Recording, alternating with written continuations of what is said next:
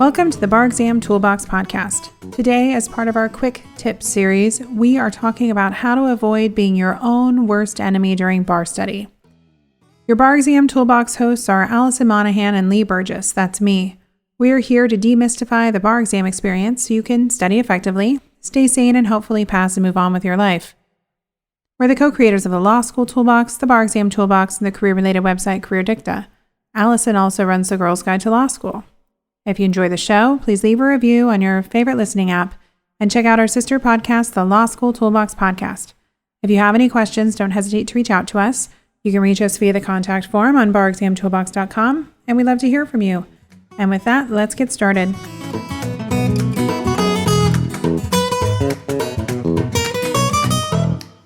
Welcome back. First off, what do I mean when I say, don't be your own worst enemy?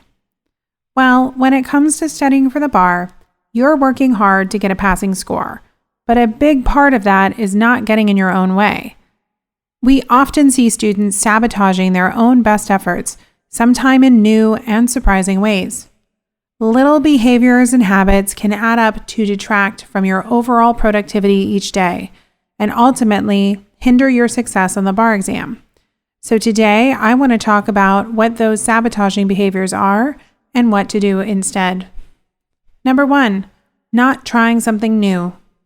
Students often come to us after failing the bar because they want help passing.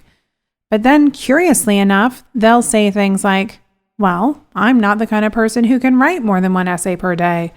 Or, I have always outlined on my screen. Scratch paper outlining has never worked for me.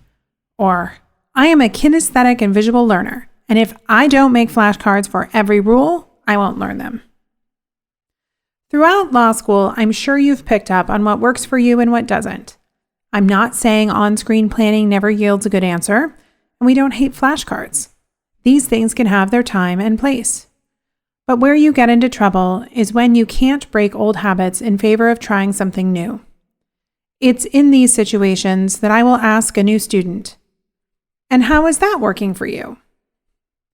Not to be condescending, but look, if you've failed the bar and yet you want to stick to the same strategies that you have already proven to yourself do not work for you, that is just madness. Here's the deal.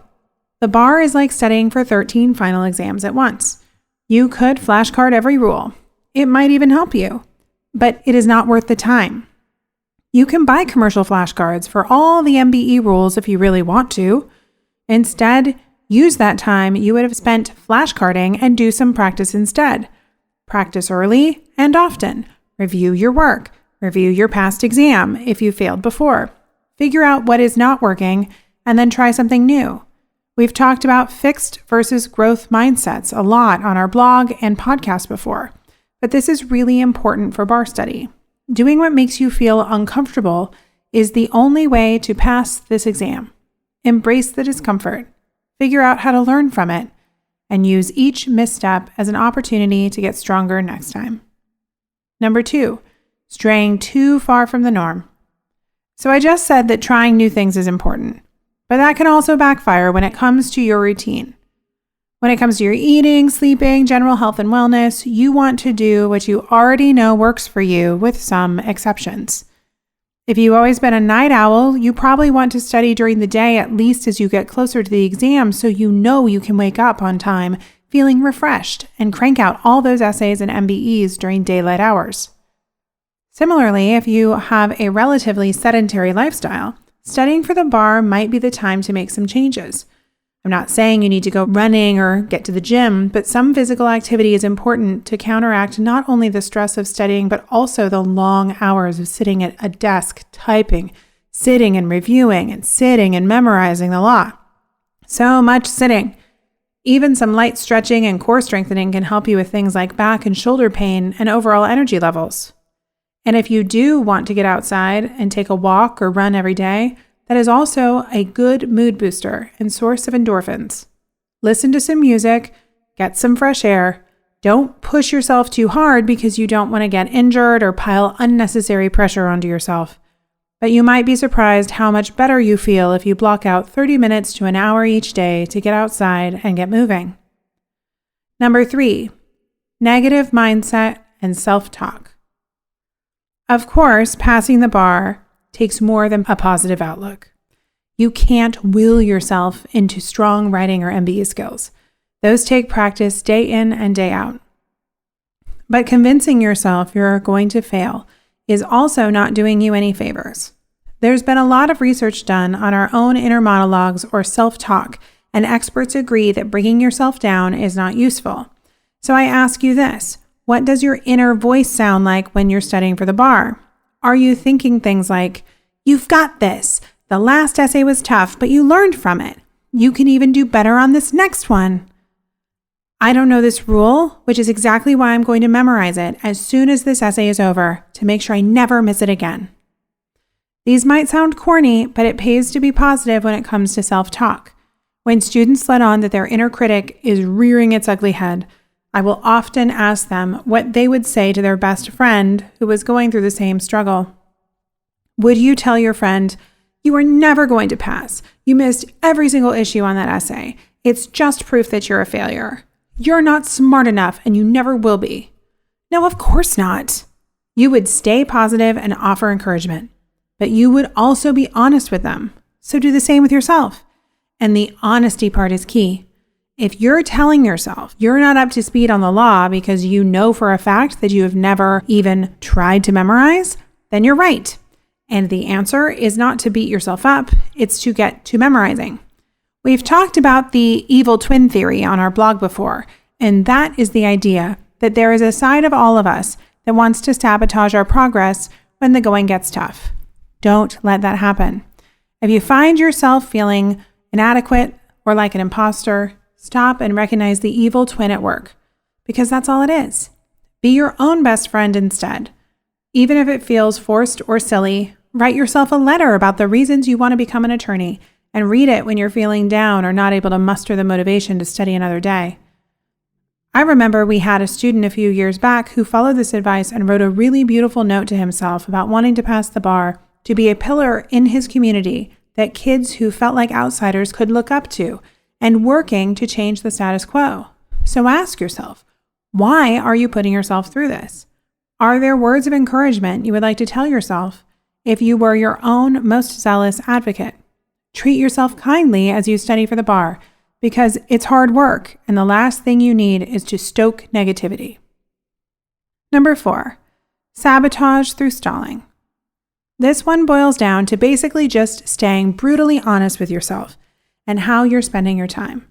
Often when faced with a task we don't want to do, we will stall. And after going through law school, we are all probably pretty good at convincing ourselves that the thing we don't want to do can be backburned in favor of something else for some really good reason. See if these sound familiar. If I cleaned my room and office, I will feel better about studying, so I should spend 3 hours cleaning instead of practicing this con law essay. Eating healthy is important, so I should go get some groceries and then spend 2 hours making dinner instead of doing my MBE practice test. It's so hard to focus on my outlines when they're not formatted the way I like them. So I am going to spend an hour color coding and changing margins instead of using that time to memorize.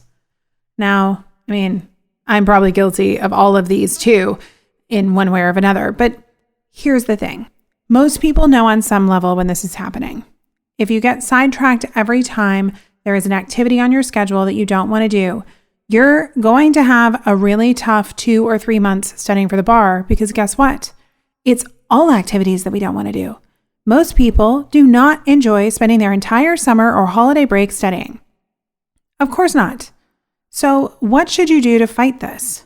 Well, first off, stick to a schedule. Be accountable to yourself, and if you can't, enlist someone to help you stay accountable. Notice when the stalling happens and be disciplined with your time. If you have to, install a blocker for sites or apps that waste your time and give yourself a cookie or a gold star at the end of the day. I mean this literally. Get stickers and buy cookies. Try using the circles method that we've talked about before. I can link to it in the show notes. It's a very simple but surprisingly effective way to make sure your hours are going towards something useful instead of vanishing into side projects you don't really need to be doing. Number 5, confidence. When you're studying for the bar, and especially on exam day, Confidence can play a big role in your success. You don't want to go in lacking confidence entirely. You might need to make up a rule in an essay. Most people do at some point. And the rule you make up needs to at least sound convincing so it doesn't stand out.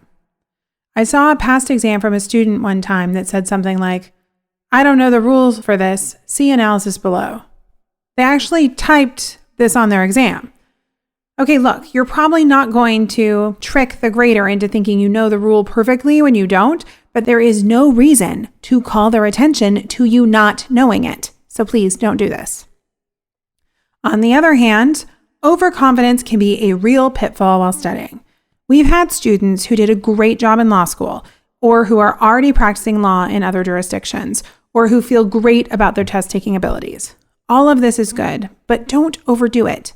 The bar exam is something you need to prepare for. Most people are not naturally good at writing the way the graders want you to write.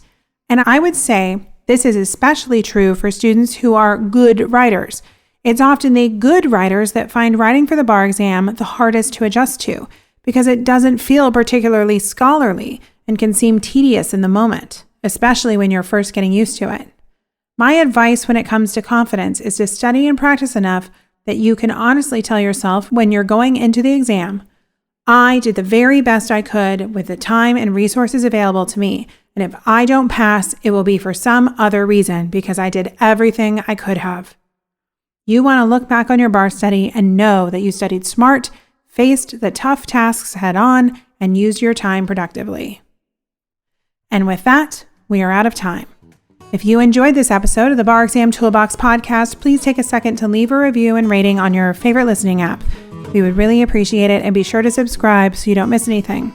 If you have any questions or comments, please don't hesitate to reach out to myself or Alison at lee@barexamtoolbox.com or allison@barexamtoolbox.com, or you can always contact us via our website contact form at barexamtoolbox.com. Thanks for listening, and we'll talk soon.